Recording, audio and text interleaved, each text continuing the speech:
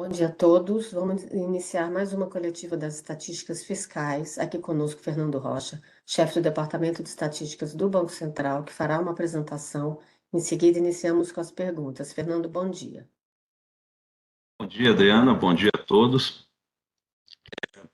Vamos começar então a coletiva divulgando os resultados fiscais do setor público não financeiro para o mês de julho, né?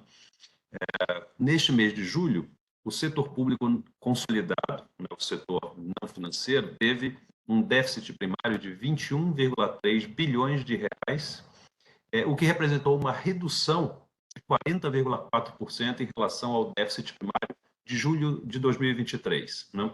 Em julho de 2023, o déficit primário do setor público não financeiro foi de 35,8 bilhões e agora se reduziu para 21,3 bilhões, né? Uma redução de 40,4%, que, quando medida em reais, 14,5 bilhões de reais de redução de déficit. Né?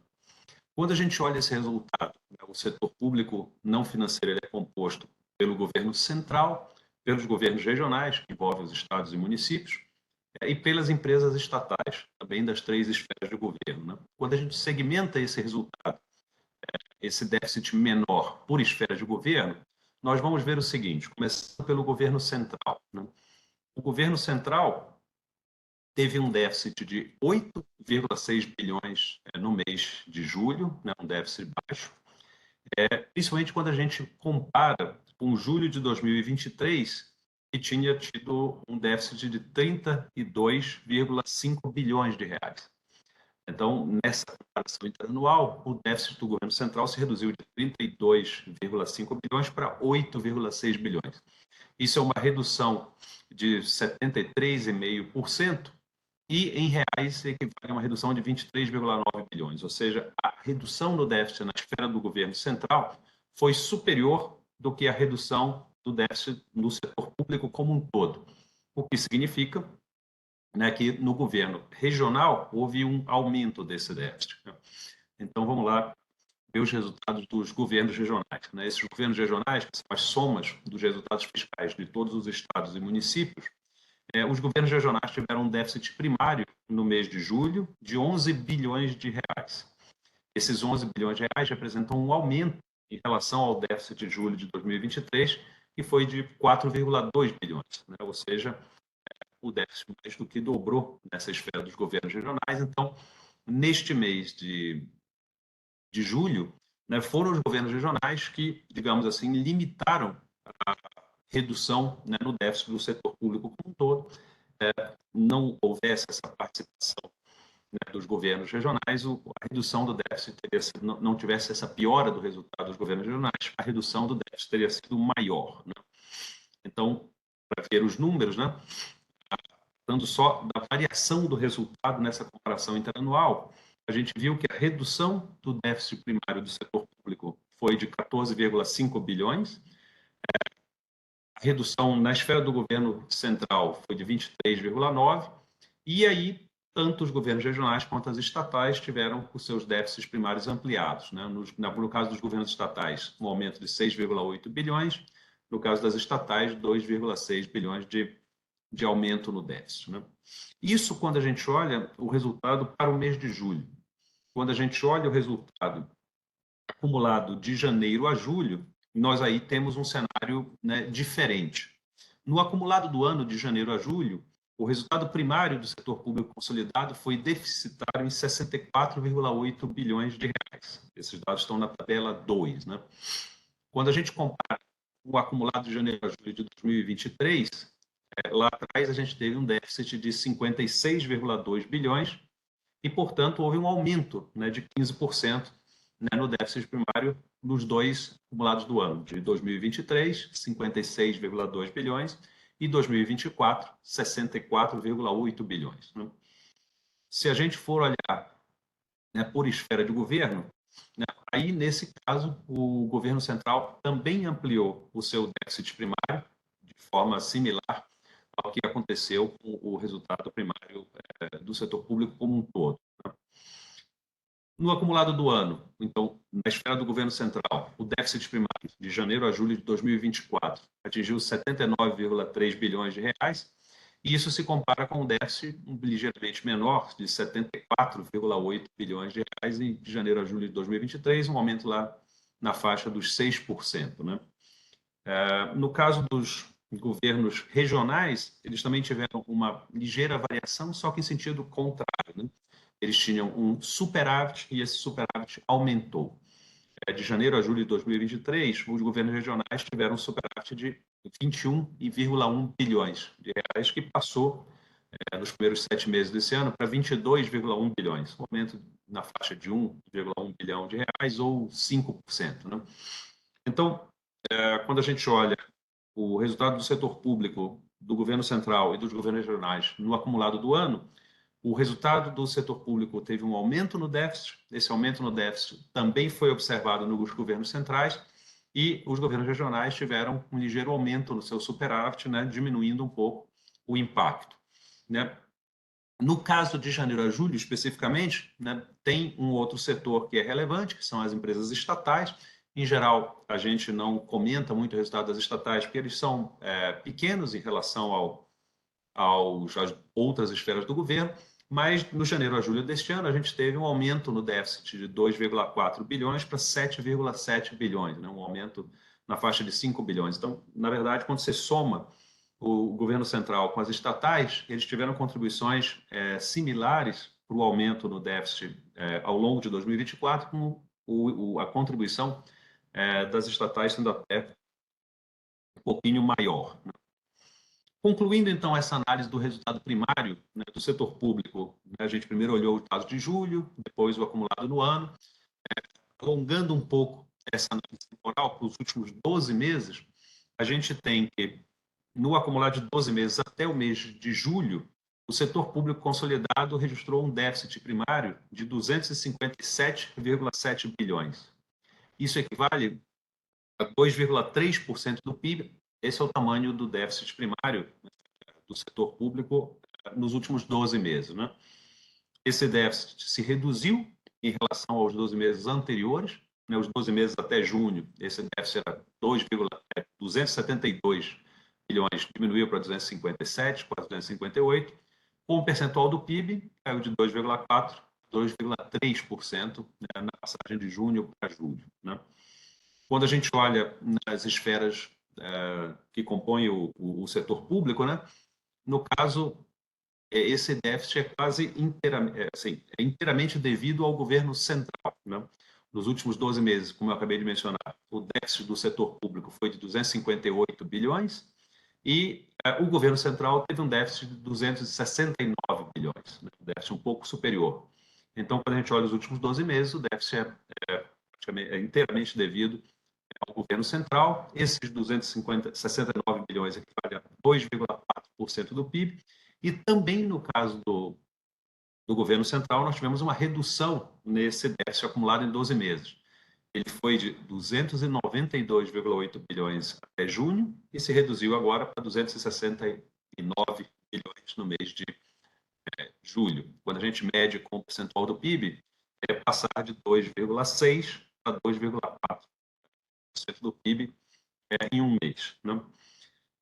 Quando eu disse que o resultado do governo central, o déficit era maior do que o déficit do setor público, fica implícito e os governos regionais tiveram superávit nos últimos 12 meses, né? E olhando os dados do 3, é isso mesmo.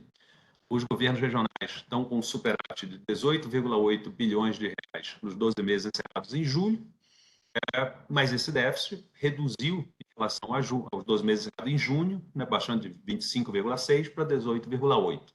É claro, isso é só transpor para a janela de 12 meses aquela variação interanual que a gente viu quando estava apresentando os dados da tabela 1. Né? Então, olhando o resultado primário do setor público, nós podemos dizer que tivemos uma melhora de resultado no mês de julho, né?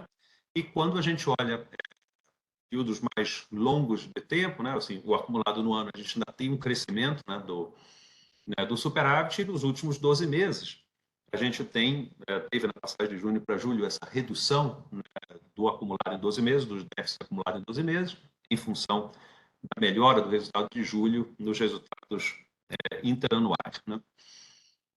Continuando a análise dos resultados fiscais, né, o outro passo, o outro componente da necessidade de financiamento do setor público são os juros, né? Nós temos, por um lado, o resultado primário, que nós acabamos de comentar, e agora nós temos os juros. Esses juros são juros nominais, apropriados por competência, sobre os estoques da dívida líquida.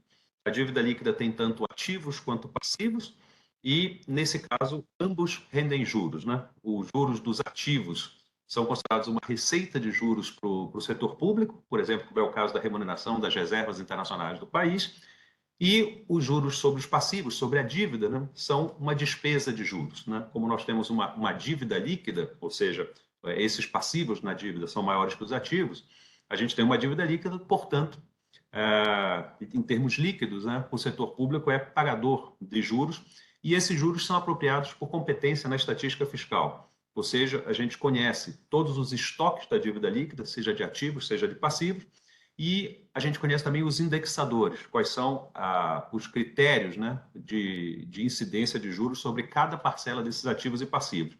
Então, nós apropriamos esses ativos a partir dos seus indexadores diariamente, né, e com, enfim, a soma desses dias gera o resultado de juros acumulado no mês. Em cima disso, nós acrescentamos a variação, né, as perdas ou ganhos que ocorreram com as operações de swap cambial do Banco Central, né? Como o Banco Central faz parte da dívida líquida, as suas operações com swaps cambiais, quando ele, digamos assim, tem um ganho de margem com swap, isso equivale a uma receita de juros. Então, a gente acrescenta uma receita de juros àqueles juros incidentes sobre a dívida líquida, isso contribui para reduzir os juros nominais. Quando o Banco Central tem uma perda com swaps, isso equivale a uma despesa, então a gente adiciona uma despesa na conta de juros, fazendo com que ela aumente, né? E isso é importante, considerar esse impacto dos swaps, é importante porque se a gente olhar uma conta de juros apropriada por competência, nós deveríamos esperar que essa apropriação diária, né, que a conta tivesse uma tendência, uma trajetória, mas que não tivesse variações muito significativas de um mês para o outro. Então, toda vez que a gente vê uma variação mais significativa de um mês para o outro, a gente deve olhar também qual foi a contribuição dos swaps, ou os ganhos de swap com receitas diminuindo a conta de juros, ou as despesas ampliando a conta de juros, para explicar por que houve variações tão grandes. Então, quando a gente olha os dados da tabela 1, a conta de juros nominais no mês de julho atingiu 80,1 bilhões de reais. Esse número se compara, né? A gente pode fazer duas comparações. Ou comparar julho com julho, da mesma forma que nós fizemos com o resultado primário, e aí a gente tem um aumento, né, significativo da conta de juros, que passou de 46,1 bilhões em julho de 23 para 80,1 bilhões em julho de 24, ou também, como eles são apropriados por competência, a gente pode fazer a comparação com o mês anterior. Então, se na comparação interanual houve um aumento dos juros, na comparação com o mês anterior houve uma redução. A conta de juros atingiu 94,9 bilhões em junho, e agora em julho essa conta se reduziu para 80,1. Então, vamos aqui explicar o que justifica essas variações mais significativas. Começando pela comparação interanual de julho de 23 contra julho de 24, nós temos aí um aumento que em reais é de 34 bilhões. Aquele número que eu mencionei, passando de 46,1 para 80,1. Esse aumento de 34 bilhões equivale a 73,8%. Como eu havia mencionado, a gente tem um aumento mais significativo, então, por trás desse aumento, a gente tem que olhar o desempenho dos swaps. Então, o que aconteceu com as operações de swap do Banco Central? Em julho de 2023, elas representaram um ganho de 15,6 bilhões. Esse ganho é apropriado nas estatísticas fiscais como uma receita e diminui a conta de juros, né? Então, claro que seriam os juros sem os swaps, nós teríamos que somar os 46,1 com esses 15,6 bilhões que foram que responderam, né, pelos ganhos de swap daquele mês. Já quando chega em julho de 2024, o efeito foi inverso. Houve uma perda com os swaps de 9,9 bilhões, que representa um aumento nas despesas com juros. Então, quando a gente tem uma receita, um ganho de um lado e uma perda do outro, né, esses dois montantes se somam para explicar a variação interanual. Então, daqueles 34 bilhões, que é a diferença entre 46,1 bilhões de julho de 2023 e 80,1 bilhões de julho de 2024, desses 34 bilhões, 25,5 bilhões são explicados por essa variação dos swaps. Então, a maior parte é explicado desse jeito. A gente tem uma outra parcela que pode ser explicada pela quantidade de dias úteis de cada mês. Julho de 2023 teve 2 dias úteis a mais, né?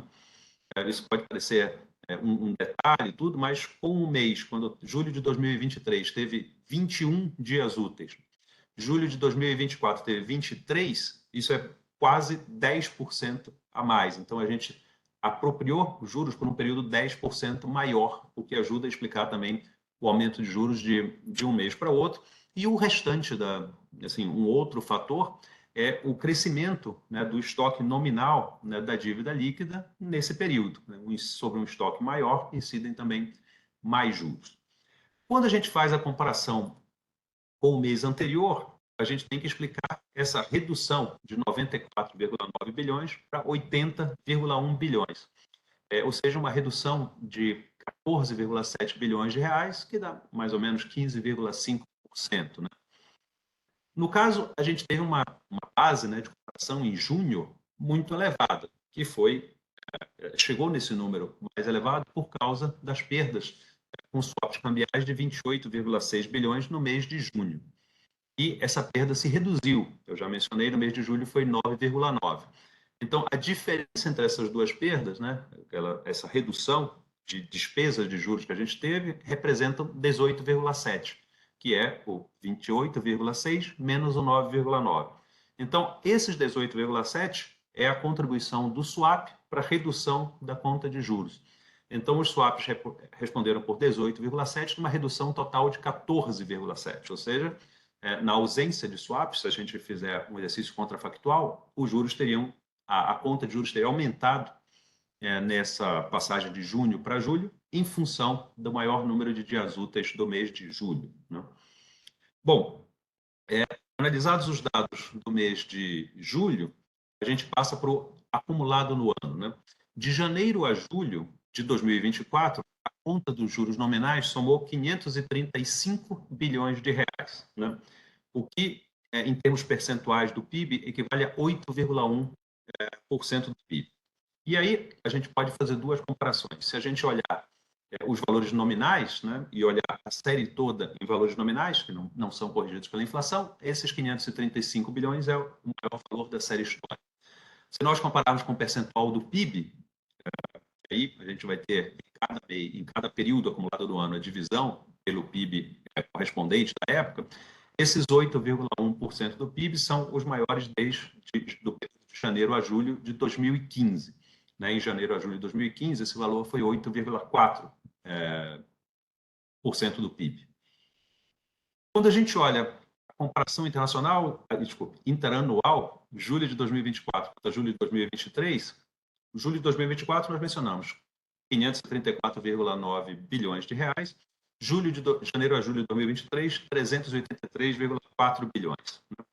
Então, aí, a gente tem um aumento de um pouco mais de 151 bilhões de reais para explicar essa variação. E, enfim, desses 151,5 bilhões, 137,5, quase a totalidade, também é explicado pela variação dos resultados com swaps cambiais. De janeiro a julho de 2023, o resultado acumulado com swaps foi um ganho de 70,5 bilhões. Isso equivale a uma receita de juros que reduz o total daquela conta. De janeiro a julho de 2024, houve uma perda com swaps de 67 bilhões, o que equivale a uma despesa com juros aumentando a conta. Então, a gente tem que somar os ambos efeitos, 70,5 mais 67, a gente explica basicamente a totalidade dessa variação dos juros no período. Por fim, quando a gente olha o resultado dos juros acumulados em 12 meses, eles somaram 7,7% do PIB, os juros acumulados de agosto do ano passado até julho deste ano. Em reais, isso é 870 bilhões de reais. Houve uma elevação na passagem dos 12 meses encerrados em junho para os 12 meses encerrados em julho, e esses 7,7% do PIB, quando a gente olha a série de 12 meses do Banco Central, eles são os maiores desde fevereiro de 2016. Lá em fevereiro de 2016, a conta de juros chegou a 8,5% do PIB. Eu estou na coletiva aqui, atendi pelo computador, falei, se eu tirar do mudo, o chefe vai me tocar aqui na coletiva. Tem uma fala aqui, podia colocar no mudo, por favor? Não? Tá, obrigado. Desculpa, pessoal. É alimentação, não é refeição, não. Algum colega da organização está com o microfone aberto e falando? Fernando, você travou. É lá no churrasco, onde tem um papelzinho lá. Inf, você está com o áudio aberto. Breno, seu áudio está aberto. Era. Adriana, você me escuta? Eu estou te ouvindo, Fernando. Você está me ouvindo? Eu sim, perfeitamente. Posso continuar? O Breno está ali com o áudio dele aberto. Acho que ele não está nos ouvindo. Eu acho que ele está te atrapalhando, né? Eu acho. Breno, Sim, está. Falou. Breno, seu áudio está aberto. Fechou. Fernando, desculpa, segue aí. Okay. Bom, então, desculpem, colegas, pelo problema técnico. Eu tinha acabado de explicar o desempenho dos juros nominais nos 3 períodos usuários de análise, para o mês de julho, para o acumulado no ano e para o acumulado em 12 meses. A Adriana mencionou que eu travei alguma coisa, a internet pode ter oscilado em algum momento, então, se vocês tiveram alguma dificuldade de escutar alguma dessas partes, por favor, nas perguntas em seguida, vocês me avisem sobre isso que eu respondo. Continuando aqui, então, o último ponto a mencionar sobre os resultados fiscais é o déficit nominal do país, né? Então, esse déficit nominal nada mais é do que a soma do resultado primário com o resultado de juros, né? A gente apresentou o resultado primário e o resultado de juros, então, somando os dois, a gente tem o resultado nominal, que no Brasil é deficitário, esse dado está na tabela 3, né? O déficit nominal acumulado em 12 meses, ele atingiu 1,1 trilhão de reais, o que equivale a 10% do PIB, né? E houve um aumento, né, na passagem dos 12 meses encerrados em junho para os 12 meses encerrados em julho, de 0,1 ou 0,11% do PIB, para ser mais preciso, né, em função do aumento na comparação interanual do resultado com juros, né, já que a gente viu que na comparação interanual o primário se reduziu. Após, então, apresentar os resultados fiscais, né, os fluxos fiscais do período, eu passaria para comentar a evolução da dívida pública nos dois conceitos, dívida líquida e dívida bruta, que estão nas tabelas seguintes. Começando pela tabela 4, né, a dívida líquida do setor público atingiu 61,9% do PIB, o que representa uma redução de 0,3 ponto percentual do PIB na comparação com o mês anterior. Um ponto importante para destacar é que essa redução da dívida líquida é impactada pela desvalorização cambial do mês, né, que atingiu 1,9%.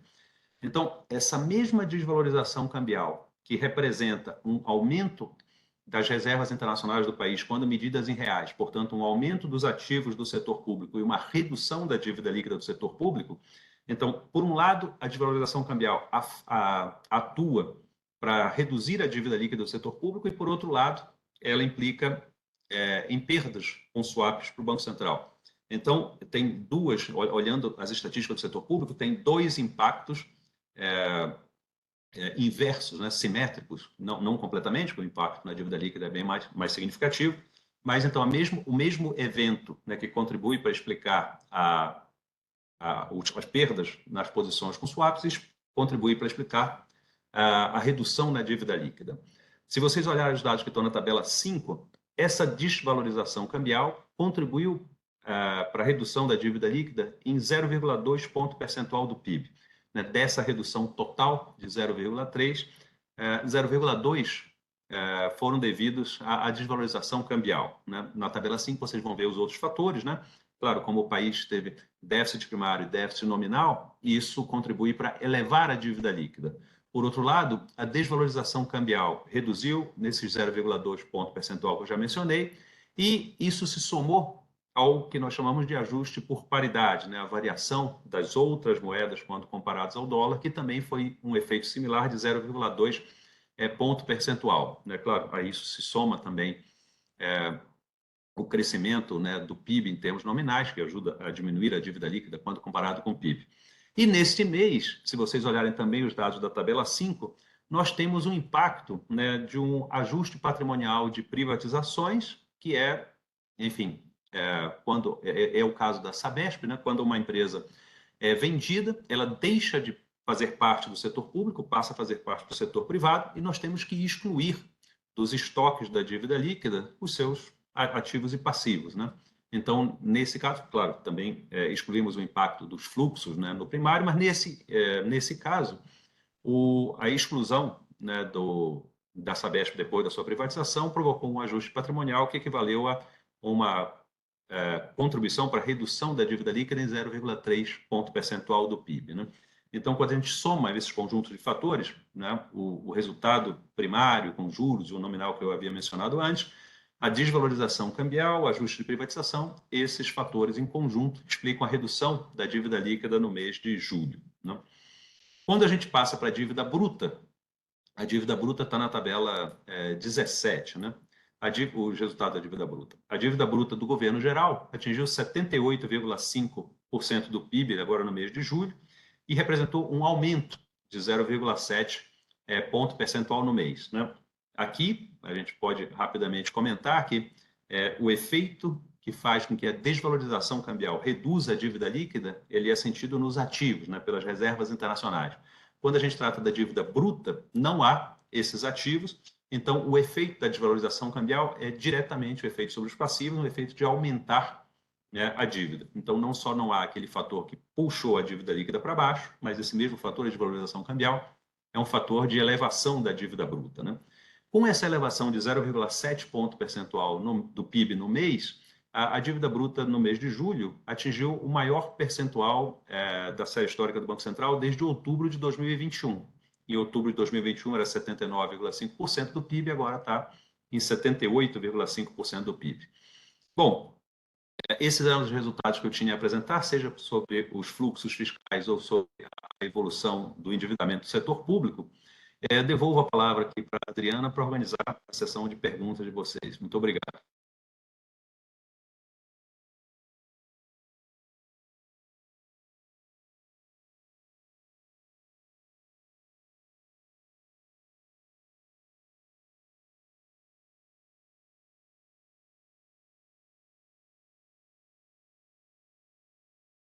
Adriana? Oi, Fernando. Tá me ouvindo? Sim. Ah, ficou silencioso para mim, eu não te ouvi no final. Desculpa, eu vi que você Tá. parou de falar, mas eu não te ouvi. Obrigada. Perfeito. Vamos ver se temos alguma pergunta aqui. Temos sim, já vou acionar aqui o microfone da Natália. Só um minutinho. Natália, bom dia.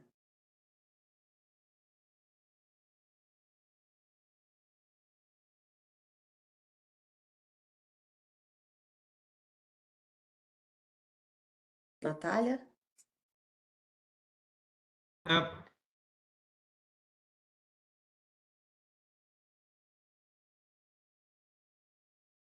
Você ouve ela, Fernando? Não, né? Porque como meu áudio não, aqui tá esquisito, e o não, microfone eu não estou ouvindo a Natália, não. E também parece que não tem pergunta nela, também não digitou nada no chat aqui. é. Vamos chamar a Maria Luísa, aí a gente retorna para a Natália, tá? Pode ser que ela esteja com algum problema lá no áudio. Maria Luísa, bom dia.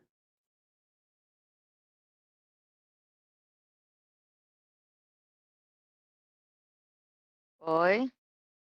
Oi, Opa, Estão me ouvindo? estamos. sim. Ah, tá, perfeito. Fernando, então, muitas desculpas pela pergunta que eu vou fazer, mas eu perdi o início da coletiva, então realmente queria saber se se você conseguia explicar de novo para mim esse déficit primário, né, de 21 bi, porque ficou bem acima das expectativas que nós tínhamos aqui na Bloomberg, que eram de um 7, então, tipo, qual que foi o principal driver? Imagino que tu já falou, mas como eu perdi, se tu conseguir repetir, por favor. Era só isso. E aí, pegando a pergunta da Heloísa, uma coisa importante a mencionar é o seguinte: todas as vezes, tradicionalmente, quando o Banco Central divulga as suas estatísticas fiscais, o Tesouro Nacional já fez isso antecipadamente, né? Então, a gente, em geral, programa as nossas divulgações desse jeito. O Tesouro faz a divulgação das estatísticas do governo central, na metodologia acima da linha, num dia, e no dia seguinte, o Banco Central faz a sua divulgação fiscal do setor público como um todo, na metodologia abaixo da linha, né? Com as questões lá que estão acontecendo no Tesouro, de mobilização dos servidores, operação padrão, greve, essas coisas, o resultado não foi publicado, né? Então, a gente não tem os detalhes, que isso é fornecido exatamente pelos dados acima da linha, né? A diferença, o acima da linha é aquela comparação de receitas e despesas, então a gente tem acesso a todas as receitas e despesas, claro, são a autoridade fiscal do governo, né?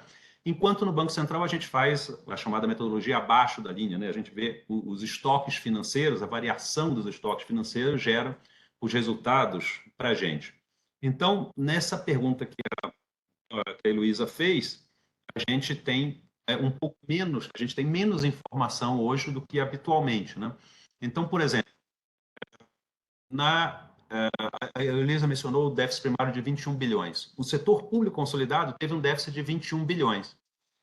Mas quando a gente compara esse resultado de julho de 24 com julho de 23, ele reduziu 40,4%. Né? Ou seja, julho de 23 foi 35,8 bilhões, reduziu para 21,3. Quando a gente olha para as esferas, a gente vê que essa redução está toda no governo central. Né? O governo central teve um déficit primário de 8,6 bilhões no mês, que é um resultado, um déficit baixo. E quando a gente olha julho de 2023, o déficit havia sido de 32,5 bilhões, ou seja, reduziu de 32,5 para 8,6, uma redução de 73,5%. Né? Aqui, tipicamente, em todas as coletivas, eu menciono como foi a evolução da receita, das receitas obrigatórias, das receitas discricionárias, qual é a evolução da receita, da despesa total, então, a partir dos dados, né, do Tesouro. Como esses dados não foram publicados, eu não tenho essas informações hoje. Então, a gente fez a apuração foi exatamente igual como a gente faz todos os meses, né? Pega os estoques do endividamento líquido num período, nesse caso junho, o estoque do endividamento líquido no período seguinte, né, no caso no final de julho, vê as variações, né, separa as variações entre primárias e juros, né, os ajustes, e chega nos resultados. Então, não teve nenhuma diferença na nossa forma de cálculo, mas o detalhamento das razões dessa redução do déficit primário, por exemplo, no governo central, a gente precisa das informações do Tesouro, e aí eu imagino que eles vão divulgar isso na semana que vem. Então, a gente vai aguardar um pouquinho mais para saber mais detalhes dessa redução, Luísa. Obrigado. Adriana, Obrigada. vamos ver agora se Vamos é ver. certo. Natália. Natália, bom dia. Oi, bom dia. Vocês me ouvem agora? Agora sim. Ótimo, obrigada. São duas questões, Rocha, por gentileza. A primeira, eu queria saber um pouco sobre o déficit a piora, né, do déficit dos governos regionais. Se você pudesse falar um pouco mais, pensando ali na média dos últimos 3 meses, deu uma diferença grande. E aí, a outra questão também que eu gostaria de saber é em relação ao resultado primário. Como que, do setor consolidado, como que ele está se posicionando na série histórica? Eu acabei não tendo tempo aqui de puxar a série, queria saber, né, como que, se é o pior, melhor resultado desde quando, enfim, obrigada. Ok.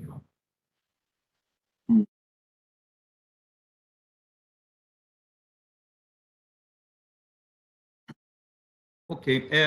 Bom, vamos lá. em geral, vou começando pela segunda, né? O resultado do setor público na comparação com a série histórica.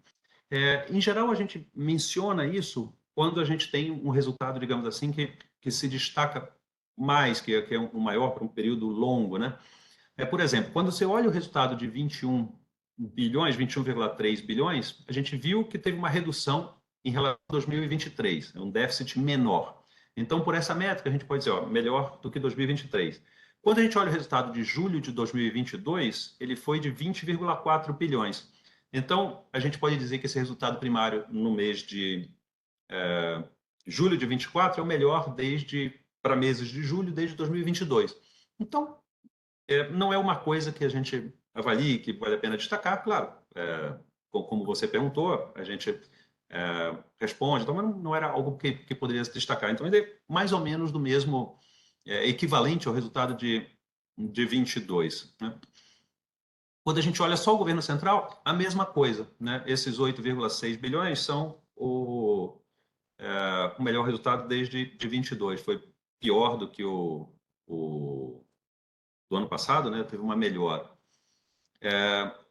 Quando a gente tem o acumulado no ano, o acumulado do ano teve um déficit de 64,8 bilhões de reais, com um aumento, né, do déficit de janeiro, julho de 23 para janeiro, julho de 24, e esse resultado, esse 64,8 bilhões de janeiro a julho de 24, é o maior déficit acumulado desde 2020. Mas 2020 é um ano completamente atípico por qualquer parâmetro que você queira avaliar, inclusive pelo aspecto fiscal. Né?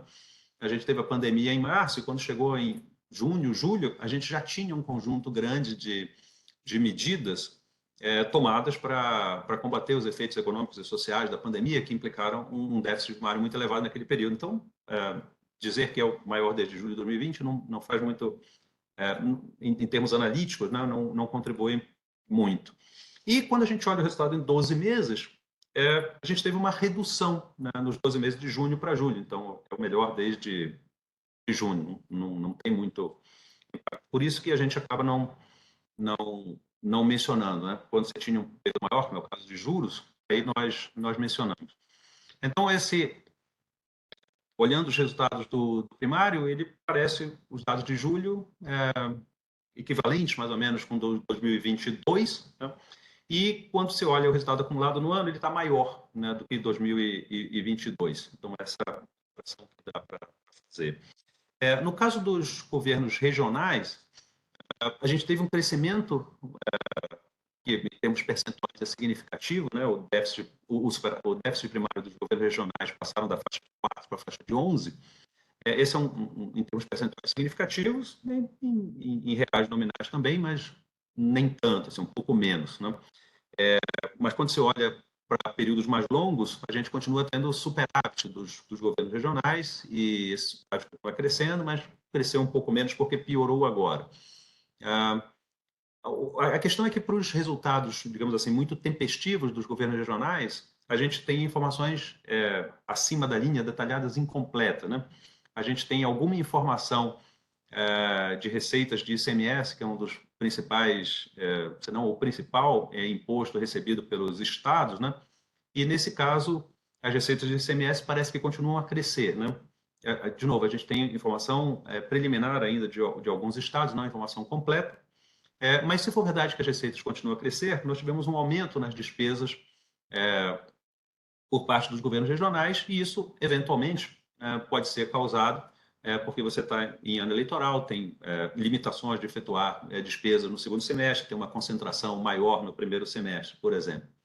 Mas não dá para... Não temos evidências muito detalhadas para dizer muito mais do que isso. Certo, obrigada. Perfeito. Adriana, com você. Obrigada, Fernando. Natália, sem dúvidas mais, né? Pode fechar. Tá joia. Obrigada. Fernando, aguardamos mais um pouco? Claro, à Mas disposição. tem alguma dúvida? Dá uma olhada aqui no grupo, se tem alguma pergunta. Exato. Acho que podemos encerrar, Fernando. Alguma consideração final? Ok. Não, apenas agradecer mais uma vez o comparecimento de todos para essas sessões de entrevistas coletivas sobre as estatísticas do Banco Central. Desejar boa sexta-feira, bom fim de semana para todo mundo. Muito obrigado. Até a próxima. Obrigada, Fernando. Obrigada a todos. Um bom dia e até a próxima.